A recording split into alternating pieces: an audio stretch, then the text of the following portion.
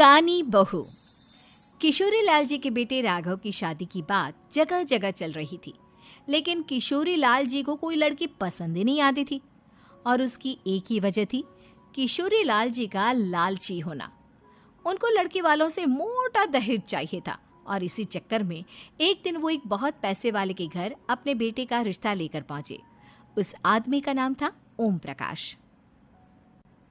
देखिए किशोरी लाल जी, मेरी एक ही बेटी है और मेरी सारी संपत्ति जायदाद सब कुछ मेरी बेटी नैना का ही है। पापा, नाम से लगता है बहुत खूबसूरत होगी। कितना अच्छा नाम है ना, नैना। ओ, वैसे बात तो सही है आपकी।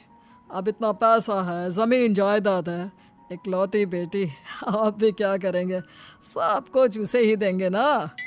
बिल्कुल ठीक पहचाना आपने। बस बेटी की शादी और सारी जायदाद उसके नाम। पापा, बिना देखे हाँ कर दीजिए ना। इतना अच्छा रिश्ता फिर कहाँ मिलेगा? माला माल हो जाएंगे हम। मैं अपनी बेटी को बुलाता हूँ।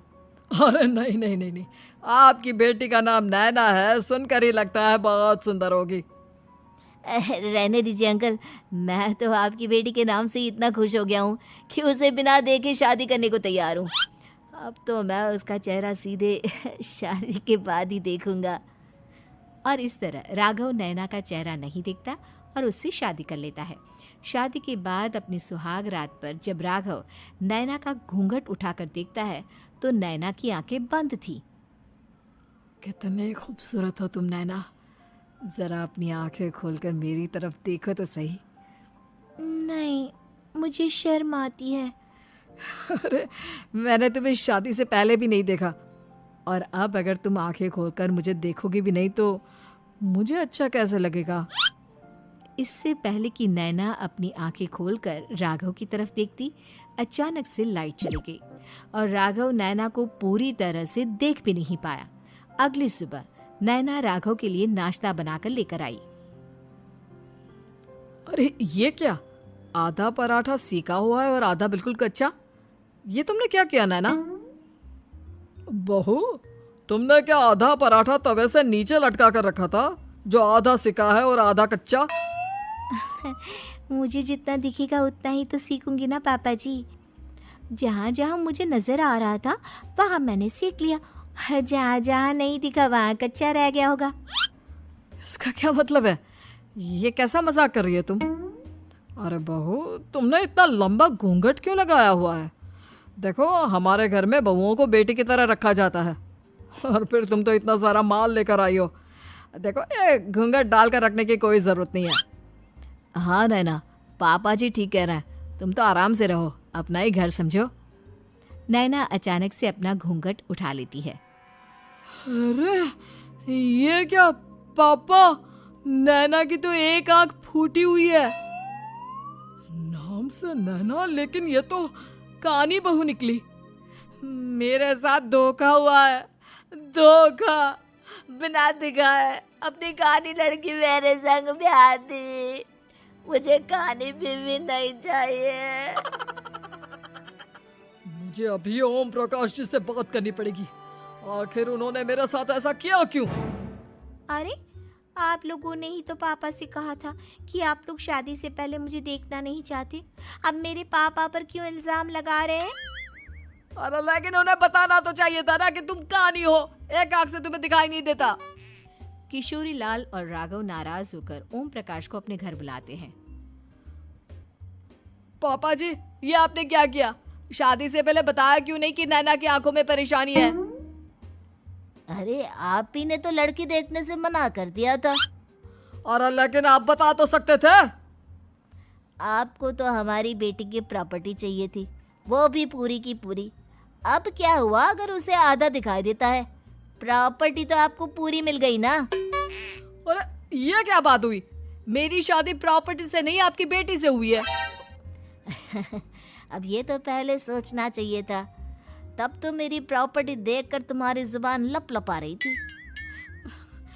लेकिन मैं कानी लड़की को अपनी बीवी बनाकर नहीं रख सकता। पापा, कुछ करिए ना आप। हाँ, करता हूँ। देखिए ओम प्रकाश जी, आप हमारे साथ ऐसा नहीं कर सकते। और तुम देखो, अगर तुमने मेरी बेटी से शादी तोड़ी ना, तो जो भी प्रॉपर्टी मैंने तुम्हें दी है वो तो पूरी की पूरी वापस ले ही लूँगा, और आधी प्रॉपर्टी तुम्हारी भी लूँगा। अरे मेरी आधी प्रॉपर्टी भला क्यों लेंगे आप? इसलिए क्योंकि मेरी बेटी को आधा नज़र आता है और उसकी नज़र अभी तक तुम्हारी आधी जायदाद पर ही पड़ी है। अब तुम उसे घर से निकालोगे तो कुछ तो लेकर जाएगी ना। और अगर हम आपकी बेटी को अपने घर की बहू बना कर रखे तो? तो तुम्हारी पूरी प्रॉपर्टी तुम्हारी ही रहेगी, और जो मैंने तुम्हें दिया है ना, उसमें से बस मैं आधा लेकर जाऊंगा।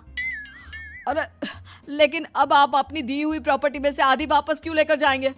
अगर मैं आपकी बेटी को अपनी पत्नी बनाकर रखने को तैयार हूं तो? इसलिए ताकि भविष्य में अगर तुम मेरी बेटी को धोखा दो तो उसके पास कुछ तो रहे जो पति का हो। वैसे मेरे पास तो बहुत कुछ है, लेकिन अपने पति की कोई निशानी तो उसके पास होनी चाहिए ना।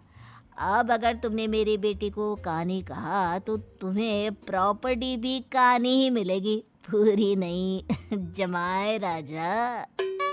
किशोरी लाल और राघव समझ चुके थे कि वो बुरी तरह फंस चुके हैं और अब उनके पास वहां से निकलने का कोई चारा नहीं है। अब समझ में आया ना, लालच बुरी बला होती है। एक तो तुम्हें प्रॉपर्टी मिली, ऊपर से बीवी मिली, उसमें तुम्हें नखरे भी दिखाने हैं। आए बड़े, चुपचाप बैठो दोनों। कुछ दिनों के बाद नैना राघव की कार लेकर बाजार घूमने निकलती है और जब कार लेकर वापस आती है, ये क्या? एक तरफ से मेरी गाड़ी पूरी खराब हो चुकी है। लगता है तुमने मेरी गाड़ी को किसी दूसरी गाड़ी के साथ एक्सीडेंट किया है। अरे अरे कितना बड़ा नुकसान कर दिया तुमने बहू। वो क्या है ना पापा जी, मुझे एक आंख से दिखाई नहीं दे रहा था, सामने से गाड़ी आ रही थी। मुझे तो सिर्फ आधा ही दिखाई दिया और वो गाड़ी मेरी कार से रगड़ते हुए निकल गई। अब मैं क्या करूं बताओ? आप इसे ठीक कराने के पैसे कौन देगा? तुम्हारे पापा। तुमने मुझसे इस तरह से बात की? अभी रुको। नैना राघव की शिकायत ओम प्रकाश को कर देती है।